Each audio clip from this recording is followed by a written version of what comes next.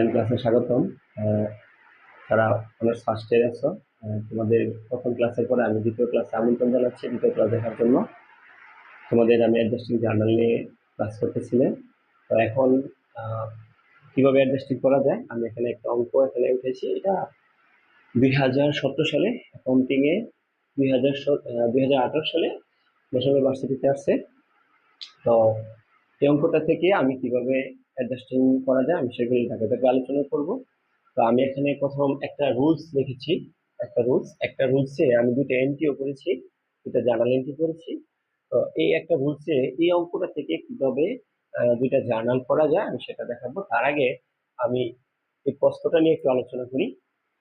এই অঙ্কটা আমি একটু পড়ি। মিস্টার রাজা started a business on July 1, 2017। Mister রাজা জুলাই 1, 2017 সালে উনি ওনার ব্যবসা শুরু করেছেন। কিন্তু এখানে আহ, আমি শর্ট করে দিছি, সেটা হচ্ছে আমি পুরোটা লিখি নাই। এবং ওনার ব্যবসা উনি শেষ করেছেন জুলাই 31, 2017। এটা কিভাবে বোঝা গেছে যে রেওয়া মিলের উপরে এটা লেখা আছে। তার মানে এই অঙ্কটা এক মাসের, জুলাই 1, 2031। তার মানে এই অঙ্কটা কি এক মাসের। তার মানে অ্যাডজাস্টিং এন্ট্রি করার সময় তোমাকে দেখতে হবে যে আসলে কত মাসের।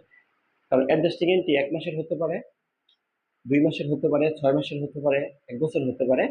যেকোনো আহ, নির্দিষ্ট সময়ের জন্য এটা কি হতে পারে। তবে যত দিনের অঙ্ক থাকবে, যত মাসের অঙ্ক থাকবে, বা যদি 1 বছরের হয় বা 1 মাসের হয়, ওই সময় পর্যন্ত আহ, কি কি করতে হবে, ব্যয় হিসেবে ধরতে হবে অথবা আয় হিসেবে ধরতে হবে। আর ওই সময়ের পরে যে টাকাগুলি আসবে বা যে তথ্যগুলি থাকবে সেগুলি সম্পদ অথবা দায় হতে পারে।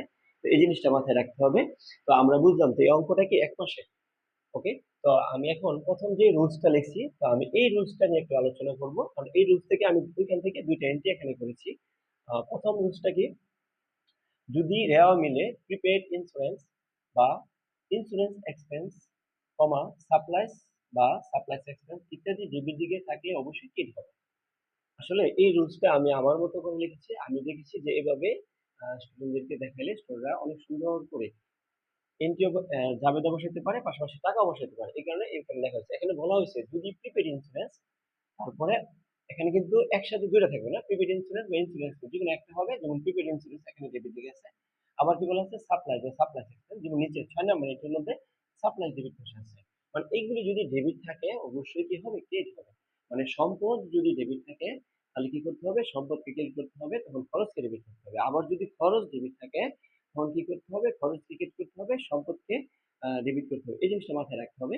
তাহলে এখানে এই অ্যাডজাস্টমেন্টের মধ্যে কত এক নম্বরই বলা আছে যে prepaid insurance paid for 2 years effective from July 1, 2017। মানে এই প্রিপেড ইন্স্যুরেন্সটা পরিশোধ করা হয়েছে 2 বছরের জন্য। আহ 2 বছরের জন্য প্রিপেড ইন্স্যুরেন্সটা দেওয়া হয়েছে। কবে দিয়েছে, জুলাই 1, 2017। মানে জুলাই মাসের 1 তারিখ যখন উনি ওনার ব্যবসা শুরু করছে, ঠিক ওই মুহূর্তেই উনি 2 বছরের জন্য প্রিপেড ইন্স্যুরেন্স দিচ্ছে। তার মানে উপরে যে প্রিপেড ইন্স্যুরেন্সটা ডেবিট আছে এই টাকাটা 2 বছরের জন্য, কিন্তু আমার অঙ্কটা তো এক মাসের। ওকে। তাহলে প্রথম কাজ কি, আগে জাবেদা বসানো। তাহলে আমি আগে জাবেদা বসাবো এই নিয়ম অনুসারে, কারণ এখানে আমার প্রিপেড ইন্স্যুরেন্স ডেবিট আছে। ওকে। তাহলে আমি এখানে বলছি যেটা ডেবিট থাকবে এটা কি হবে, ক্রেডিট হবে। তাহলে এখন কি হবে, এই যে প্রিপেড ইন্স্যুরেন্স ক্রেডিট। তাহলে আমি ডেবিট কি করব, এখানে যে অবলিক দিছি ইন্স্যুরেন্স এক্সপেন্স, হ্যাঁ এই যে আমি ইন্স্যুরেন্স এক্সপেন্স ডেবিট করছি। মানে আমি এখানে বলছি যেটা ডেবিট থাকবে সেটা ক্রেডিট হবে। এখানে ডেবিট ছিল প্রিপেড ইন্স্যুরেন্স, তাহলে কি হয়েছে, প্রিপেড ইন্স্যুরেন্সটা কি হয়েছে, ক্রেডিট হয়েছে। আর ডেবিট কি করতে হবে, ইন্স্যুরেন্স এক্সপেন্স। যেহেতু আমি এক্সপেন্স মানে কি খরচ ডেবিট করেছি, তাহলে আমাকে এখানে টাকা দিতে হবে খরচের। তাহলে এই অঙ্কটা ছিল এক মাসের, তাহলে খরচ হবে অনলি 1 মান্থ। এই কারণে আমি কি করছি, এখানে যে 30,000 টাকা আছে, কারণ এখানে 2 বছরের জন্য প্রিপেড ইন্স্যুরেন্স, 2 বছর মানে কি 24 মাসের জন্য। তখন আমি 30,000 টাকাটা 24 দিয়ে ভাগ করেছি, 1 দিয়ে গুণ করেছি, কত টাকা হয়েছে, 1250 টাকা। এখন কথা হয়েছে যদি এখানে প্রিপেড ইন্স্যুরেন্স না থেকে যদি এখানে ইন্স্যুরেন্স এক্সপেন্স থাকতো, তাহলে কিন্তু আমাকে এখানে ডেবিট করতে হতো প্রিপেড ইন্স্যুরেন্স, মানে কি সম্পদ ডেবিট করতে হতো এবং খরচকে ক্রেডিট করতে হতো। তখন কিন্তু প্রিপেড কতদিনের হবে, তখন কিন্তু আমি 24 দিয়ে ভাগ করবো, 30 দিয়ে গুণ করবো। কারণ জুলাইয়ের 31-এর পরে ইন্স্যুরেন্স বাবদ যে টাকাগুলি থাকবে সবগুলি সম্পদ হিসাবে থাকবে। ওকে। তাহলে আমার বিশ্বাস তোমরা প্রথম এন্ট্রিটা বুঝেছো। এখন আমি কি করব, দ্বিতীয় এন্ট্রি বুঝাবো, সেটা কি সাপ্লাইস। এই এখানে এখানে রেওয়ামিলের 6 নম্বরে সাপ্লাইস ডেবিট পাশে আছে। এই যে শুধু সাপ্লাইস, সাপ্লাইস মানে কি, এটা কি সম্পদ হিসেবে আছে। আর এই সাপ্লাইসের সাথে যদি এক্সপেন্স লেখা থাকতো তাহলে বুঝতে হবে যেটা খরচ হিসেবে রেকর্ড করা হয়েছে। যেহেতু এখানে সাপ্লাইস এটা কি সম্পদ হিসেবে রেকর্ড করা আছে। আর সাপ্লাইস এখানে 2 নম্বর বলা আছে, on July 31 unused supplies show টাকা 1000 টাকা, মানে জুলাই মাসের 31 তারিখে আনইউজড মানে কি ব্যবহৃত হয় নাই, অব্যবহৃত হিসেবে এখনো 1000 টাকা সাপ্লাইস আছে। তার মানে উপরেও সম্পদ আছে, নিচেও সম্পদের কথা বলছে। তার মানে এই 10,000 টাকার মধ্যে আমার 1000 টাকা এখনো ব্যবহার হয়নি, তার মানে আমি বাকিটা ব্যবহার করেছি।